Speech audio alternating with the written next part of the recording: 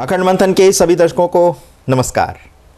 मैं हूं शेखर त्रिपाठी और आज से हम आरंभ कर रहे हैं पृथ्वी पर नवीन जीवन की कहानी का आरंभ। जी हां, लाखों करोड़ों वर्ष पहले हमारी पृथ्वी विभिन्न परिवर्तन के दौर से गुजर रही है।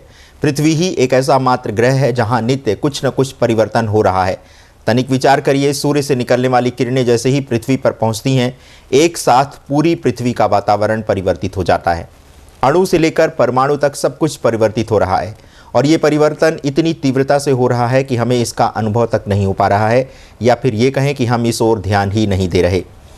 परिवर्तन मात्र प्रकृति में ही नहीं हो रहा, अपितु हमारे विचारों के माध्यम से भी धरती की प्रकृति एवं उसका स्वभाव बदल रहा है। हम जैसा सोच रहे हैं और जो विचार ब्रह्मांड को प्रदान कर रहे हैं, ब्रह्मांड उसे पूरा करने का प्रयास कर रहा है। ये और बात है कि ब्रह्मांड में हमारे विचारों के पहुंचने की गति कितनी तीव्र है। तो आज से हम एक ऐसे ग्रह पर एक विशेष वेब सीरीज का शुभारंभ कर रहे हैं जो कि आपको बताएगी कि पृथ्वी के लिए ये ग्रह कितना मंगलकारी होने वाला है। हर्लो-ल्यूबस नाम का एक ग्रह जो बहुत तेजी से पृथ्वी की ओर बढ़ रहा है, इसे लाल ग्रह मंगल भी कहा जा रहा है। अभी तक वैज्ञानिकों ने इस ग्रह के वजन की जो गणना की है, उसके अनुसार इसका वजन देवगुरु बृहस्पति से 5 गुना अधिक है। तो आप इसी बात से अनुमान लगा सकते हैं कि इस लाल ग्रह का वजन कितना होगा। तेजी से पृथ्वी की ओर बढ़ रहे इस ग्रह को वैज्ञानिकों द्वारा रोका जाना भी संभव नहीं होगा। यदि इसे अंतरिक्ष में विस्फोट कर उड़ाया जाएगा तो इसका प्रभाव भी पृथ्वी पर रहने वाले निवासियों पर और भी बुरा पड़ेगा। ऐसा नहीं है कि ये लाल ग्रह मानव जाति एवं प्राणियों से विहीन है, बल्कि इस ग्रह पर भी पृथ्वी जैसे मानव निवास कर रहे हैं। वैज्ञानिक यदि ये सोच रहे हैं कि वे इस लाल ग्रह पर हमला करके इसे ध्वस्त कर देंगे तो ये उनका अति आत्मविश्वासी कहा जाएगा, क्योंकि लाल ग्रह के निवासियों के पास धरती से भी अधिक संहारक हथियार हैं। यदि लाल ग्रह के निवासी चाहेंगे तो पृथ्वी का अस्तित्व मिनटों में मिला सकते हैं। यदि पृथ्वी के वैज्ञानिक लाल ग्रह के निवासियों पर हमला करते हैं तो लाल ग्रह के निवासी अपने बचाव में ऐसे ऐसे हथियारों का प्रयोग कर सकते हैं जिसकी हमने कल्पना तक नहीं की है। किंतु सबसे बड़ा प्रश्न ये है कि ये तीव्रता से घूमता हुआ ये लाल ग्रह पृथ्वी के किस भाग को अधिक प्रभावित कर सकता है। तो उसका उत्तर यह है कि इसका सर्वाधिक प्रभाव अटलांटिस महाद्वीप पर पड़ेगा। कहा जा रहा है कि यदि यह ग्रह पृथ्वी के निकट से गुजरा और पृथ्वी से टकराया भी नहीं तो भी इसका पृथ्वी पर बहुत विचित्र प्रभाव होगा। सबसे पहला प्रभाव तो यह होगा कि अमीर गरीब के मध्य अंतर समाप्त हो जाएगा, क्योंकि रुपए पैसे जैसी जो अवधारणा आजकल चल रही है उसका अस्तित्व ही समाप्त हो जाएगा। ऐसा समय आएगा जब आप बोरी भर रुपए लेकर भी निकलेंगे तो भी उससे आपको एक गिलास पीने का पानी तक नहीं मिलेगा।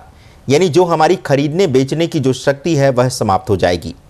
ना आप कुछ खरीद सकेंगे और ना ही कुछ बेच सकेंगे। जो लोग अमीर हैं वे घुटने टेक देंगे, जो शक्तिशाली हैं वे अत्यंत कमज़ोर हो जाएंगे और जो कमज़ोर हैं वे अत्यधिक शक्तिशाली हो जाएंगे। कुछ ही समय पश्चात पृथ्वी पर ऐसा परिवर्तन होगा कि जो ज़मीन पर है वह आसमान की ऊंचाई को छुएगा और जो आसमान पर है वह ज़मीन की गहराइयों में दब जाएगा। समय का ऐसा चक्र चलेगा जो कि धर्म के मार्ग पर चलेगा उसका जीवन सुखी हो जाएगा और जो अधर्म के मार्ग पर चलेगा उसका जीवन नारकीय हो जाएगा। ये तो प्रभाव होगा मात्र तब जब ये लाल ग्रह पृथ्वी के अत्यंत निकट से गुजरेगा। किंतु सबसे बड़ा प्रश्न ये है कि आखिर पृथ्वी के पास से गुजरने पर पृथ्वी का आर्थिक संरचना ये ग्रह कैसे परिवर्तित कर सकता है। इसका उत्तर देंगे हम आपको इस वेब सीरीज के अगले दूसरे एपिसोड में। देखते रहें समय की नई परिभाषा गढ़ती हमारी ये नई वेब सीरीज़, क्योंकि इसमें अभी और भी रोचक मोड़ आने वाले हैं।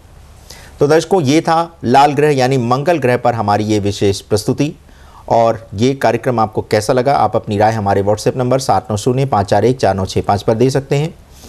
यदि आप ज्योतिषी हैं और भविष्यवाणी का कार्य करते हैं और आप समसामयिक विषयों पर सटीक भविष्यवाणी करते हैं तो आपका हमारे कार्यक्रम में स्वागत है। आप अपने कार्यक्रम या तो टेक्स्ट के माध्यम से या वीडियो के माध्यम से आप अपनी भविष्यवाणी हमारे पास भेज सकते हैं।